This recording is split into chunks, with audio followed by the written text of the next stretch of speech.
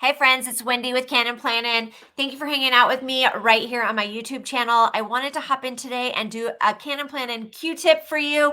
It's going to be a quick and easy one, something that you can utilize in your planner right now with some of our Tula XII products. So checking out our planner cam today, I've brought an old school notepad. This one's probably a couple years old, but I absolutely love turtles, so that's what I grabbed. And I have an extra large cover. This happens to be the Navy Professional. And I just want to share with you guys today how you can take this notepad and add it to your planner in a quick little tearaway. So I'm going to go ahead and flip to the last page. All of our large notepads, whether they're coming in singular or whether you can get them in the notepad trio, have a cardboard section at the back.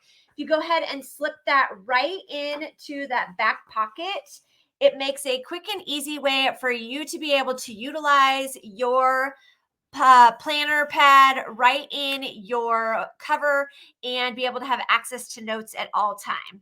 Like I said, really quick tip today for you guys. If you have found this information helpful, please feel free to share it out. And as always, hit like and subscribe so that you can hang out with me for further tips and tricks from Cannin Plannin. Bye, friends.